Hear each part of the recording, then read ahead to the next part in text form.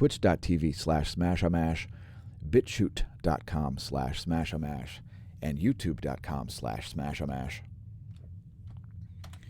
We do lots of live streaming to Twitch, and we've decided to invite Twitch for the Cosmology segment, which is to follow. So here comes a Cosmology segment, folks. Again, thanks to our BitChute subscribers, thanks to our Twitch followers, and thanks to our YouTube subscribers. Don't forget to check our playlists as well. Thanks to our new subscribers over on YouTube. Thanks everybody who presses share and like and so on. Please tell your friends and foes about the channel. And if you're an influencer, if you've got a big channel and you'd like to feature us, feel free to drop me a line. You can find all of our contact information at smashamash.com and all over the internet. Here's today's Cosmology segment. First on the list is the astronomy picture of the day. Today's is Twilight on Earth, from the International Space Station, perhaps?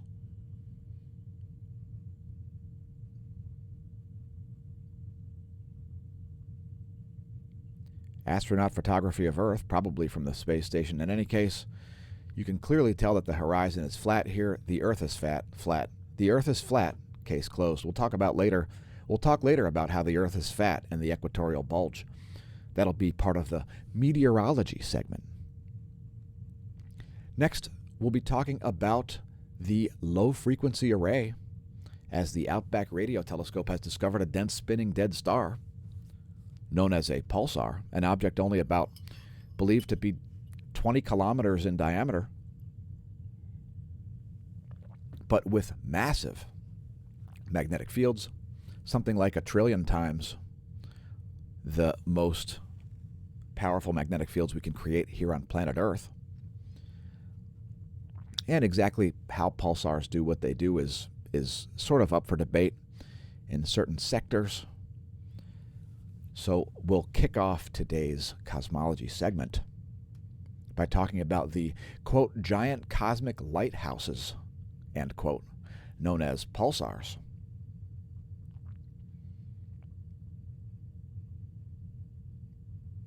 Anyway, there's some kind of extreme flux happening, certainly from a pulsar. Again, the magnetic fields are some of the strongest in the universe, about 1 trillion times or 1,000 billion times stronger than that we have on Earth. So pulsars are pretty interesting, and so is the LOFAR. Pulsars and LOFARs. I'm sorry, it's not the LOFAR, it's the Murchison Wide Field Array. The Murchison Wide Field Array, featured on a previous video. And if you want to check out our other playlists, check out youtube.com/smashamash/playlists. We've got, I think we're pushing 200 Cosmology segments now on the YouTube Cosmology playlists. Next, we're going to talk about a rapidly spinning miniature galaxy. Here at the Smash News Network, we like to provide unnecessary amounts of information about cosmology to the point where it might be nerve-wracking. But in any case, here you go. It's a small galaxy, only about 3,000 light years in diameter.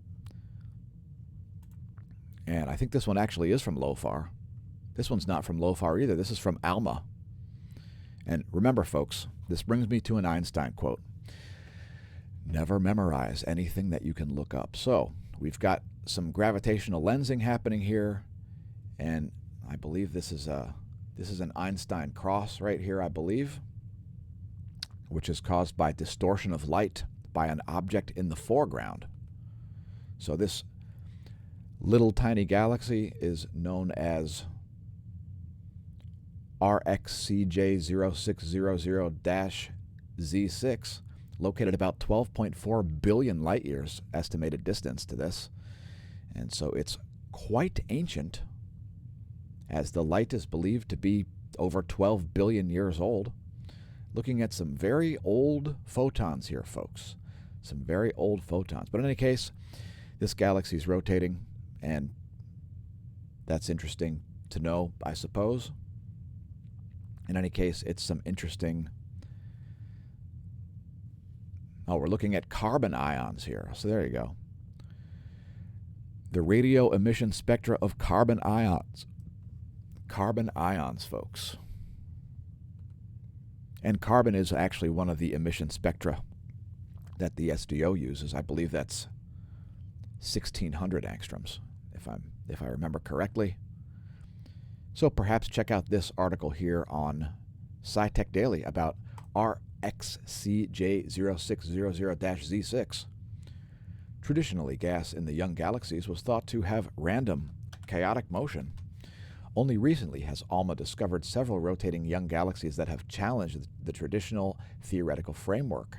So the point is, folks, we don't know how galaxies and stars form. We don't know if galaxies and stars even have a lifespan, what their lifespan is, or ultimately what goes on there. Let's continue on to talk about one of the smallest black holes ever noticed. One has been discovered only at about 1,500 light years from the Earth.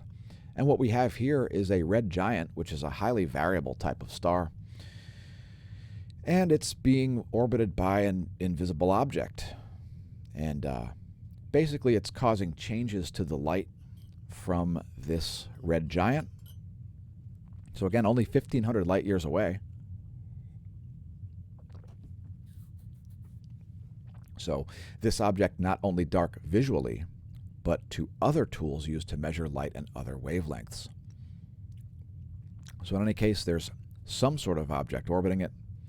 This one's expected to be less than 5 times the mass of the Sun. Leave us a comment if you have a theory as to what that massive radio source might be. And really, it's more of a gravitational source than a radio source in this respect, as we're not really seeing emission spectra.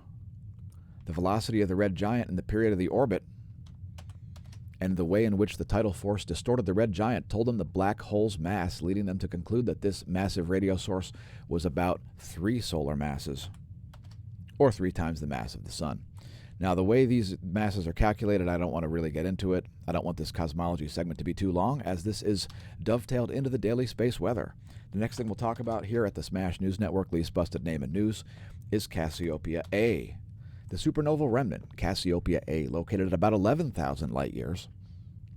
Cassiopeia A is a significant and consistent X-ray source, as you can see here in the historic graph going back about 16 years. And we actually just about 10 days ago saw quite a beefy outburst here. One of the ones that would be well off of this scale, a huge X-ray burst from Cassiopeia A, the supernoval remnant. So let's take a look at it in some wavelengths. And before we go to wavelengths, such as this infrared imagery, let's take a look at the electromagnetic spectrum. So the electromagnetic spectrum, we're talking about photons here, folks, photons. And the frequency of the photons determines what type of electromagnetic radiation it is. So the wavelength, frequency, the amount of energy, also associated with different temperatures, as you can see here. And you're talking about, radio waves can be the size of buildings or humans, microwaves about the size of a honeybee, infrared light about the size of a pinpoint, visible light about the size of a protozoan, ultraviolet the size of a molecule, and so on up to gamma rays. And we've even talked about petatrons on the channel. Perhaps, again, check out our older cosmology segments. Petatrons. So here's Cassiopeia A, the supernoval remnant, and right now you're just looking at it in heat. So this is infrared light, folks. So the infrared light from the Sun is the light, some of the light that makes it all the way to the surface of the planet. It's what feels warm when the sunlight hits you. Anyway, there's the infrared spectrum, and let's take a look at this in the ultraviolet spectrum. You can see the way it doesn't really show up as much at all in the ultraviolet spectrum, but on Chandra, Cassiopeia A looks like this. So now you're looking at X-rays, and you can see how vastly different Cassiopeia A looks. Well, to make things even more interesting, here's some spectral analysis of Cassiopeia A. And what you're looking at are different emission spectral states here of various different chemicals. The article we're talking about in this cosmology segment is the titanium, which coincides with these light blue areas. So you can see lots of titanium in this area here, some titanium hotspots here and over here. And ultimately, the real question is, folks, where does the titanium come from? Does it come from deep within the cores of stars? Or is it happening out on the surface of stars or someplace in the atmosphere? Or is it perhaps happening between the atmosphere and the surface of stars? In short, the answer is we don't know. But in any case, this article here is on phys.org's Astronomy and Space section, and there are articles all over the internet about the titanium in Cassiopeia A. So now there's a lot of reasoning to be paying attention to astronomy and cosmology right now, as physics itself is sort of being rewritten in a lot of ways, especially with the emerging, how can I say it, the emerging horizon of superionized material, condensed matter physics, folks. It's getting pretty interesting. And so, quote, when the supernova happened, titanium fragments were produced deep inside the massive star. The fragments penetrated the surface of the massive star, forming the rim of the supernova remnant Cassiopeia A, said co-author Shigehiro Nagatake of the Riken Cluster for Pioneering Research in Japan.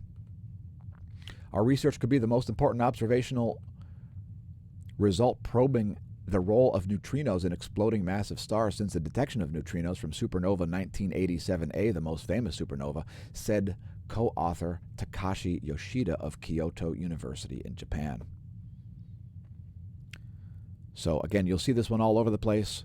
The results have been published in Nature on April 22nd. And again, you'll find this all over the Science Wire.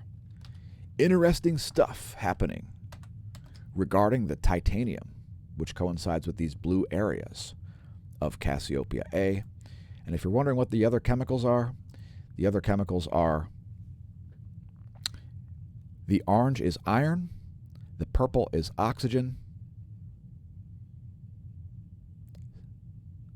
silicon to magnesium ratio is green, and titanium is light blue. So that article there is on phys.org's Astronomy and Space section. And that's today's Cosmology segment, the official Cosmology segment of the Smash News Network, least busted name in news. And by Twitch, we'll be back for the Meteorology segment.